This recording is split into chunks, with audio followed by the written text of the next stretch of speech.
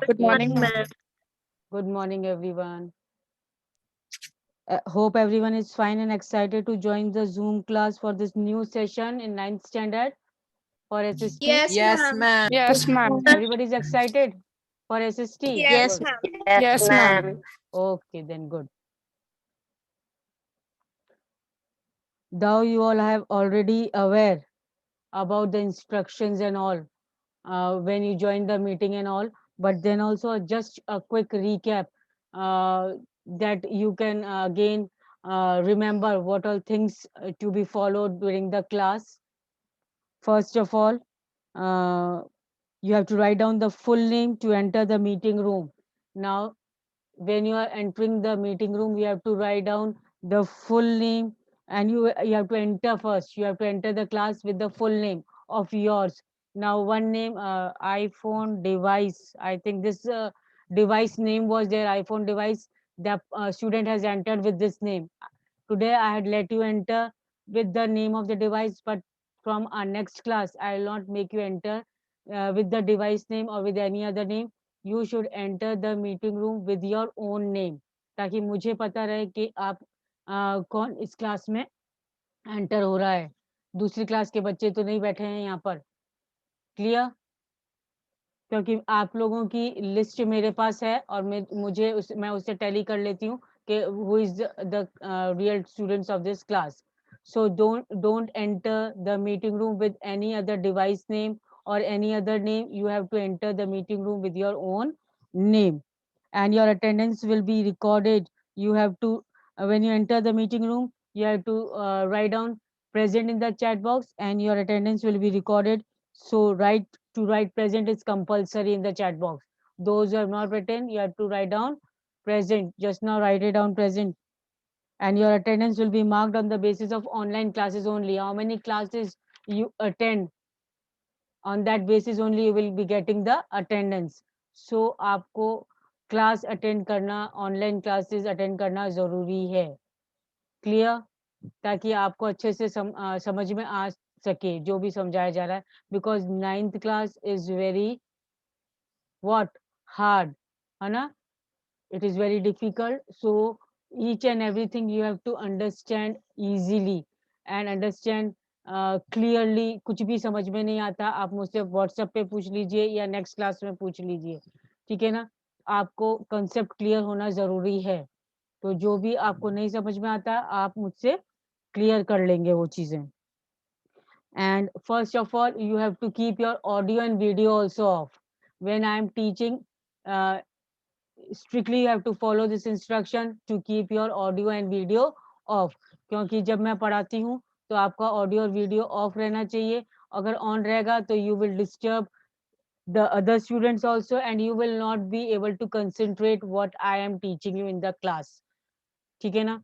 तो इसलिए आपका ऑडियो और वीडियो ऑफ होना चाहिए. No scribbling should be there on my screen, क्योंकि as soon as you scribble on the screen to make the students means divert their attention, आपका नाम मेरी स्क्रीन पे आ जाएगा, and that name I will give it to you, the principal sister, and then till you meet sister principal I will not make you enter in my class again.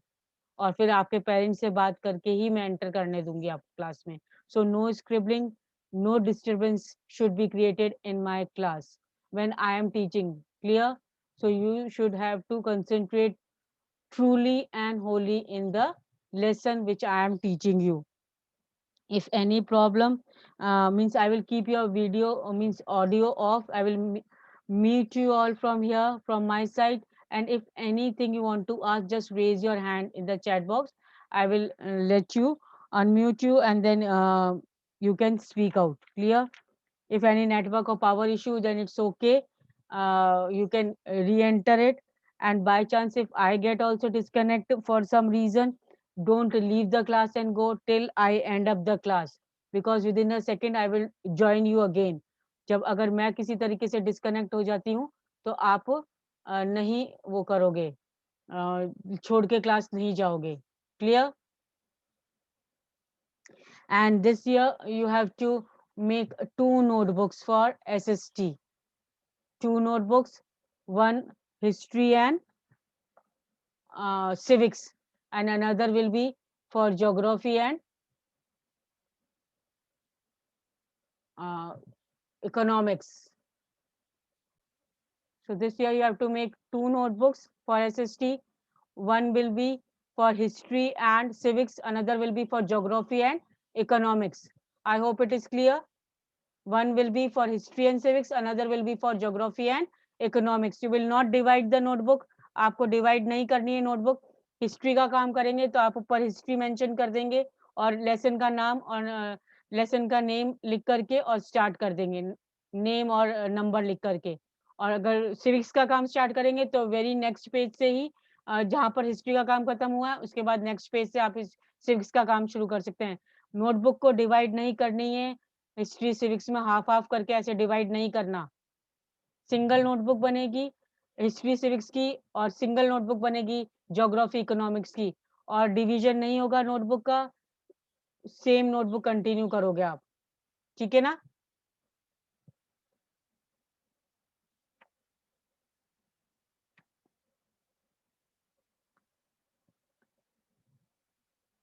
and you have to do the work regularly given by me from time to time.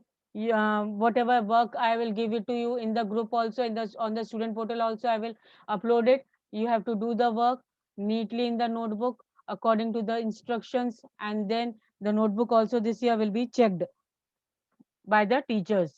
Clear? I hope all the instructions are clear.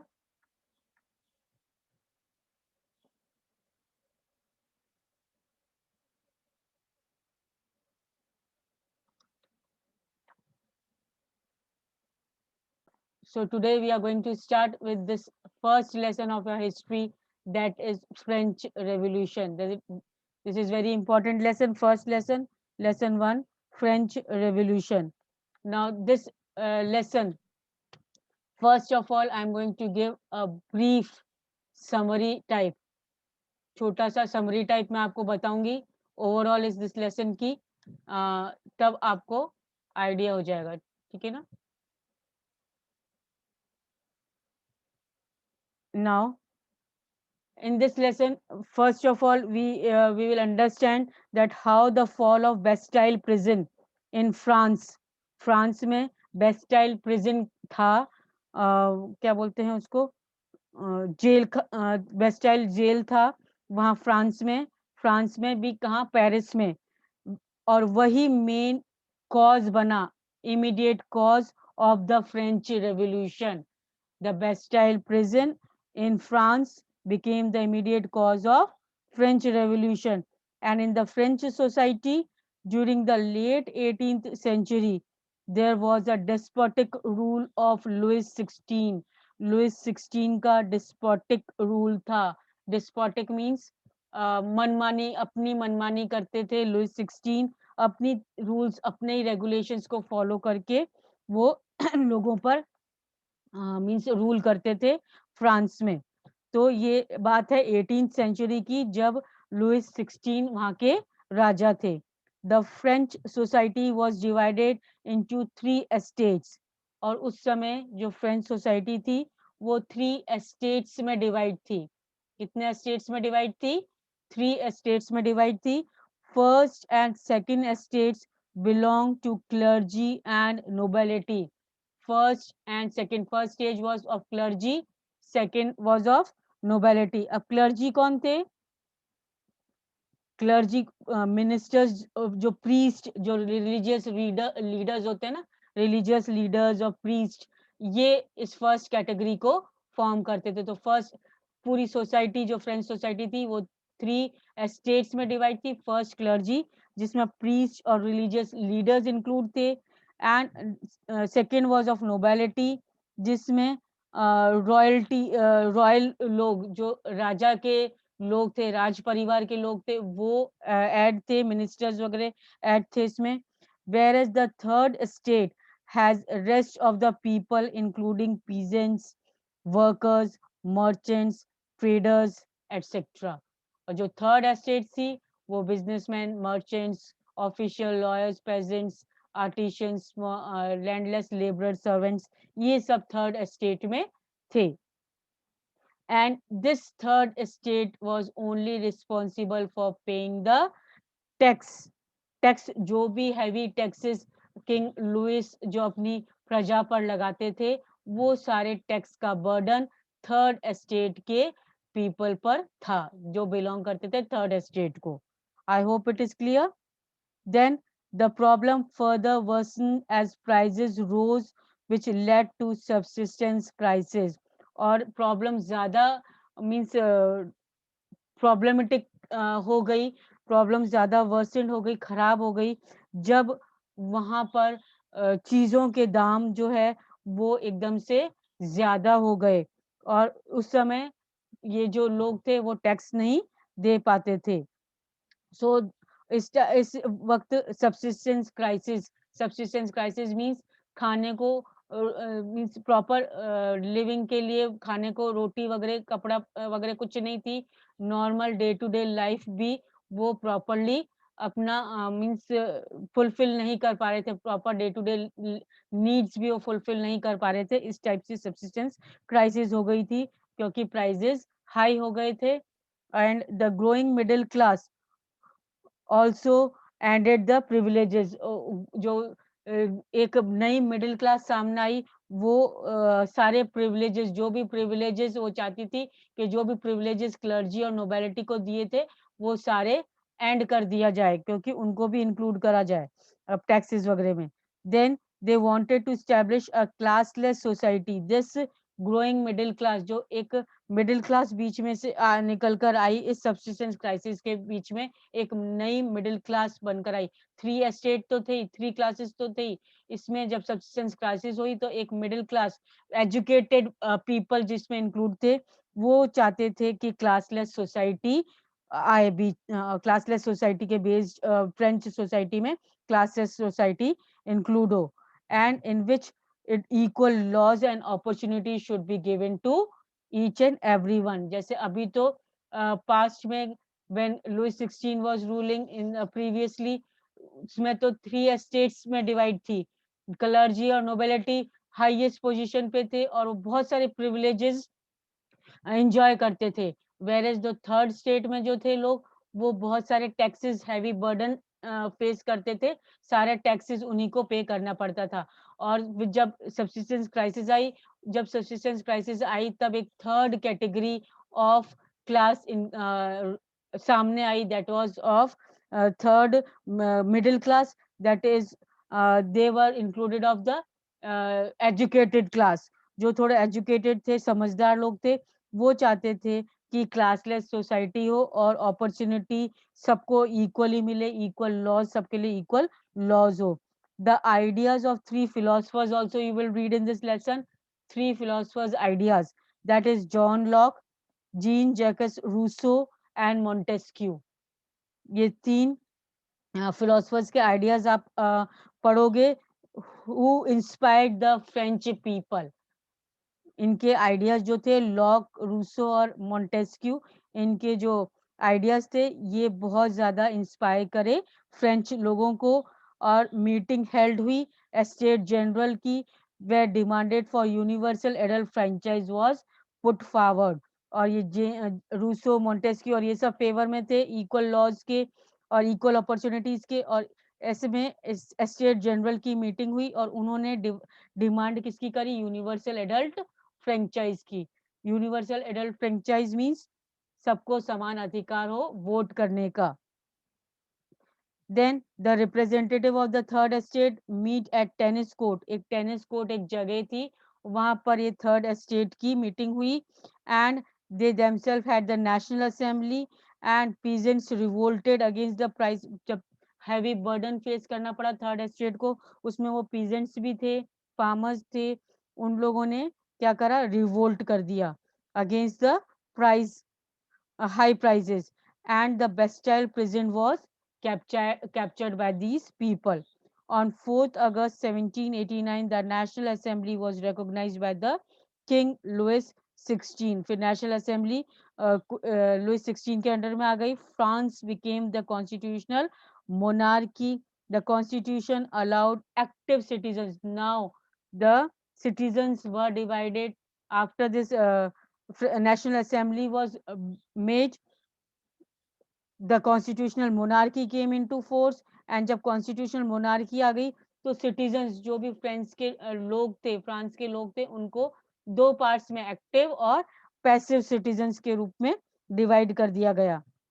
And the constitution allowed active citizens. अब active citizens में कौन कौन आ गए? Man above 25 years of age and who used to pay taxes. तो 25 years of as के जो आदमी थे और जो टैक्स पे करते थे स्टेट को, वो लोग एक्टिव सिटीजन्स बुलाए जाते थे. उनको इंक्लूड करा एक्टिव सिटीजन्स को. Whereas another category of citizens were that was of passive citizens, and passive citizens were not allowed to vote and were means they were non property. उनके पास ये कौन से लोग थे? जिनके पास उनकी खुद की प्रॉपर्टी नहीं थी और जिनको वोट देने का भी अधिकार नहीं था. They were included in passive as passive citizens. तो एक्टिव सिटीजन्स थे जो टैक्स देते थे और जो मैन अबव 25 years, और जो पैसिव सिटीजन्स थे उनके पास खुद की प्रॉपर्टी थी. जो एक्टिव वाले थे उनके पास खुद की प्रॉपर्टीज थी. इन लोगों के पास, पैसिव वालों के पास अपनी प्रॉपर्टी नहीं थी, प्लस इनको वोट देने का भी अधिकार नहीं था. तो इसमें चाहे वो मेन हो और चाहे वो वुमेन हो, दोनों ही इंक्लूड थे जो कि वोट देने का अधिकार नहीं रखते थे, जिनकी उनकी खुद की अपनी प्रॉपर्टी नहीं थी. Louis XVI was sentenced to death finally on 21 January 1793. और वो जैसे ही उनको सेंटेंस टू डेथ हुआ लुइस 16 का, Robespierre introduce the reign of terror.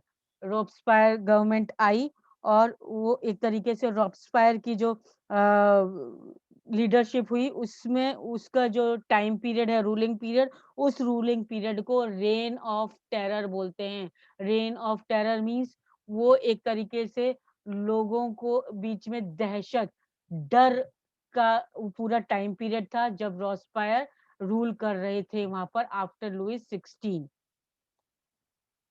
He beheaded people with a device called guillotine. और जो रोब्सफायर की गवर्नमेंट थी जब ये लुइस 16 के बाद आई, इनके पास एक ऐसा डिवाइस था, एक ऐसा इंस्ट्रूमेंट था जिसको बोलते हैं guillotine. So what was guillotine, इसके बारे में भी अपन पढ़ेंगे. गुलेटिन वाज अ डिवाइस, एक तरीके का इंस्ट्रूमेंट था जिससे लोगों को बीहेड कर दिया जाता था. बीहेड मींस उनका सर उनकी बॉडी से अलग कर दिया जाता था, उसे कहते थे गुलेटिन. तो एक तरीके से रॉब्सपायर की जो रूलिंग पीरियड था वो एक तरीके से रेन ऑफ टेरर. जो भी उनकी बात नहीं मानता था उनको वो एक तरीके से बीहेड कर देते थे, गुलेटिन कर देते थे. इसीलिए उनका ruling period rain of terror कर दिया जाता, बोला जाता है. Finally he was also guillotine, उनको भी गुलेटिन किया गया. गुलेटिन मींस बीहेडेड किया गया उस डिवाइस से in July 1794. And 1804 monarchy was revived with Napoleon came to power. और जब मोनार्की वापस आ गई, पहले तो लुइस 16 के टाइम पे मोनार्की थी, डिक्टेटोरियल रूल था, डिस्पोटिक रूल था. उसके बाद कॉन्स्टिट्यूशनल असेंबली आ गई, कॉन्स्टिट्यूशनल रूल हो गया. एक्टिव और पैसिव सिटीजन्स में वोटिंग हो गई, यूनिवर्सल एडल्ट फ्रेंचाइज को दिया गया. बट जब रोब्सपायर की गवर्नमेंट आई तो ये कॉन्स्टिट्यूशनल मोनार्की थी. बट जब जैसे ही रोब्सपायर को भी गुलेटिन किया गया और उसके बाद नेपोलियन पावर में आया और नेपोलियन के पावर में आते ही वापस मोनार्की आ गई. Monarchy means rule of the king आ गया. He became the moderniser of Europe, और उसको मॉडर्नाइजर, यूरोप का मॉडर्नाइजर बोला जाता है. And he also introduce many changes for the benefit of France. और उसने काफी सारे चेंजेस नेपोलियन ने करे for the benefit of France people.